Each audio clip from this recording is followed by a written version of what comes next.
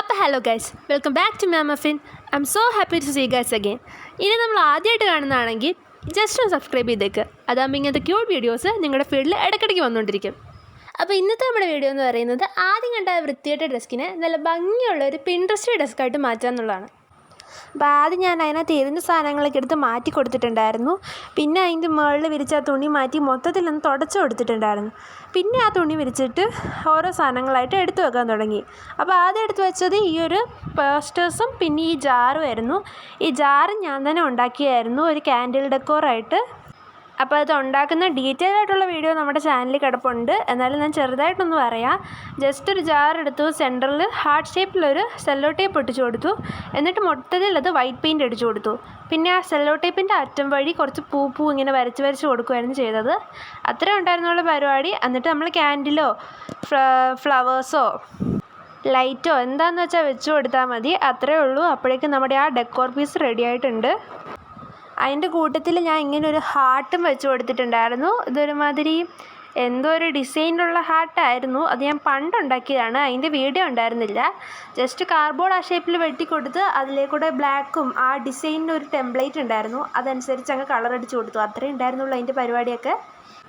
അപ്പോൾ നമ്മുടെ ക്യാൻഡിൽ തെളിച്ച് കൊടുക്കുമ്പോൾ ഇങ്ങനെ ഉണ്ടാവണേ. എന്നിട്ട് അത് വേണ്ടെങ്കിൽ നമുക്ക് ലൈറ്റ് വെച്ച് കൊടുക്കാം. ഈ ലൈറ്റും വേണ്ടെങ്കിൽ അതൊരു ഫ്ലവർ വേസ് ആയിട്ട് ഉപയോഗിക്കാം. അങ്ങനെ 3 ഗുണമാണ് ഈ ഒരു ക്യാൻഡിലിനുള്ളത്. പിന്നെ ഈ ഹാർട്ട് ഷേപ്പ് വെച്ച് കൊടുത്തു, അത് ഞാൻ നേരത്തെ പറഞ്ഞിട്ടുണ്ടായിരുന്നല്ലോ.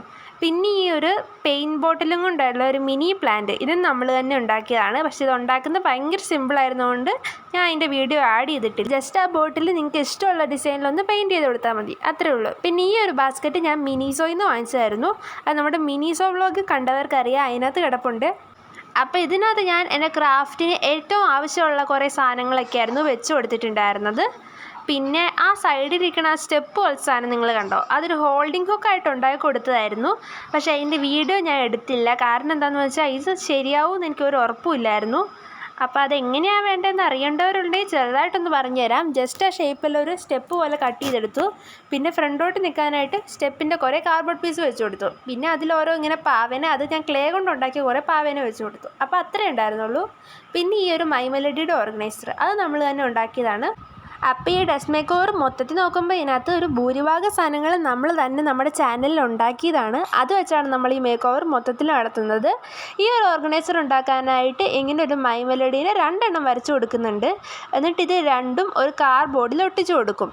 കാർഡ്ബോർഡിൽ ഒട്ടിച്ച് കൊടുത്തതിന് ശേഷം ഒരു കാർഡ്ബോർഡ് ബോക്സ് എടുക്കുന്നുണ്ട്. ആ ബോക്സിൻ്റെ 2 സൈഡിലായിട്ട് ഈ ഒട്ടിച്ച് കൊടുത്തത് കട്ടൗട്ട് പോലെ എടുത്ത് ഒട്ടിക്കുമായിരുന്നു ചെയ്തിട്ടുണ്ടായിരുന്നത്. അപ്പോൾ ഈ ഒരു ഓർഗനൈസറിൽ എൻ്റെ കുറച്ച് ഡെയിലി പ്ലാനേഴ്സും ഡയറിയും കുറച്ച് ജേർണലും ഒക്കെ വെക്കാനായിരുന്നു ഞാൻ വിചാരിച്ചിട്ടുണ്ടായിരുന്നത്. പിന്നെ നമ്മളന്ന് മിനിസോയിൽ പോയിട്ട് വാങ്ങിച്ചിട്ടുണ്ടായിരുന്ന ഒരു ബുക്ക് ഉണ്ടായിരുന്നു, ഒരു സിനമൺ റോൾ തീമിൽ വരുന്ന ആ ഒരു ബുക്ക് ഞാൻ ഇതിനകത്ത് വെക്കാനാണ് ഇപ്പോൾ ഉദ്ദേശിക്കുന്നത്. ഈ ഒരു ഓർഗനൈസർ ഞാൻ ആക്ച്വലി ഉണ്ടാക്കി തുടങ്ങിയപ്പോൾ ഒരു പെൻ ഹോൾഡർ ആക്കണം എന്നൊക്കെ വിചാരിച്ച് ചെയ്തതായിരുന്നു.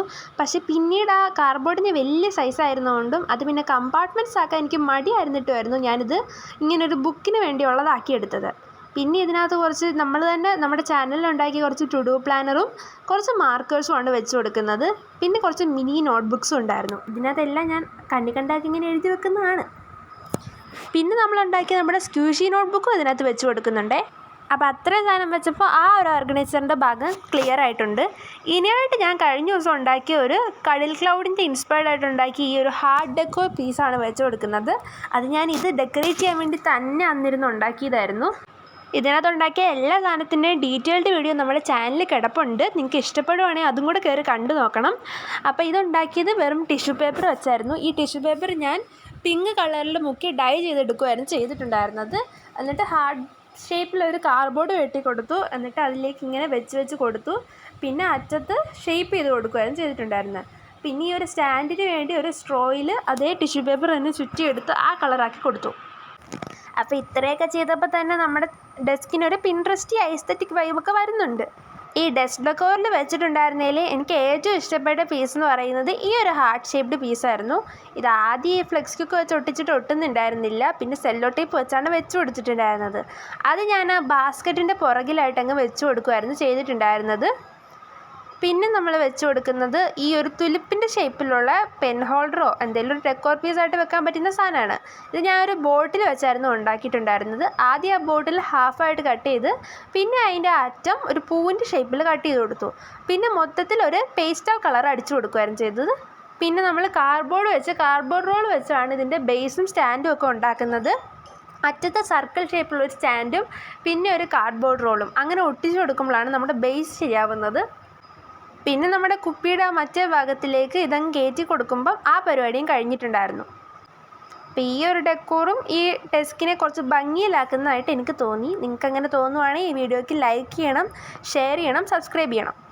പിന്നെ ഗൈസ്, ഇതിൻ്റെ അവസാനത്തെ ഫൈനൽ ഔട്ട്പുട്ട് കാണിക്കുന്ന ആ ഒരു ഹാർട്ട് ഷേപ്പിലുള്ള സ്റ്റാൻഡ് നമ്മൾ തന്നെ ഉണ്ടാക്കിയതാണ്.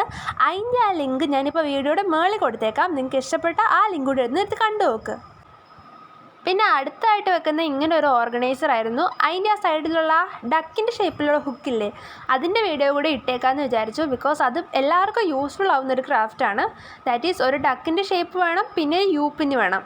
ആദ്യം ഒരു പേപ്പറിൽ ഡക്കിൻ്റെ ഷേപ്പ് വരച്ചു കൊടുക്കണം. ഡക്ക് വേണമെന്നൊരു നിർബന്ധവും ഇല്ല, നിങ്ങൾക്ക് ഇഷ്ടമുള്ള എന്തെങ്കിലും ഷേപ്പ് വരച്ചു കൊടുക്കാം. അത് നമ്മളൊരു കാർഡ്ബോർഡിലേക്ക് ഒട്ടിച്ചു കൊടുക്കണം. പിന്നെ ഒരു യൂപ്പിനെടുത്ത് നന്നായിട്ട് വളച്ച് അങ്ങനെ ഒരു ഷേപ്പ് ഉണ്ടാക്കിയെടുക്കണം. ആ ഷേപ്പ് മൊത്തത്തിലെടുത്ത് നമ്മുടെ ഈ ഉണ്ടാക്കി വെച്ച സ്റ്റിക്കറിൻ്റെ പുറകിലോട്ട് ഒട്ടിച്ചു കൊടുക്കാം. ഇനി നമ്മൾ ഇതിലൊരു ഡബിൾ സൈഡ് ടേപ്പ് ഒട്ടിച്ച് നമുക്ക് ഇഷ്ടമുള്ള എവിടെയെന്ന് വെച്ചാൽ ഒട്ടിച്ചു കൊടുക്കാം. ഇതിൽ എത്ര വെയിറ്റ് വേണേലും നിൽക്കും ഗൈസ്, ശരിക്കും നിൽക്കും. നമ്മളത് ഒട്ടിക്കുമ്പോൾ ഫ്ലെക്സ് സ്റ്റിക്ക് വെച്ച് ഒട്ടിച്ചു കൊടുത്താൽ എന്തോരം വെയിറ്റ് വേണേലും ഇതിൽ എത്ര നാൾ വേണേലും നിന്നോളും.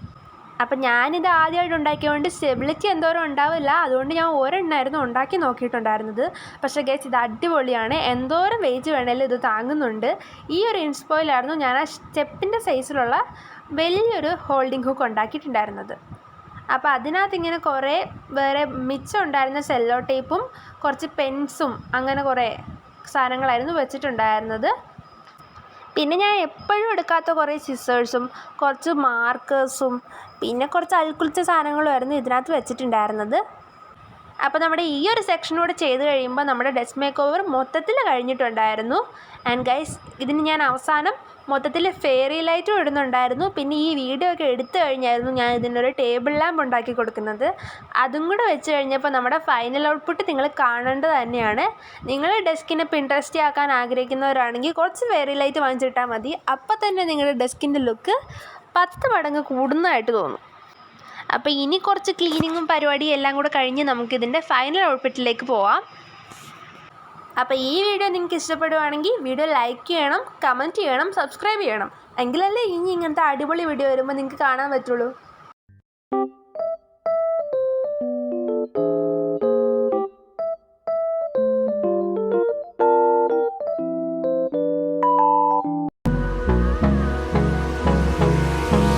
Hold me close till I get up. Time is barely on our side.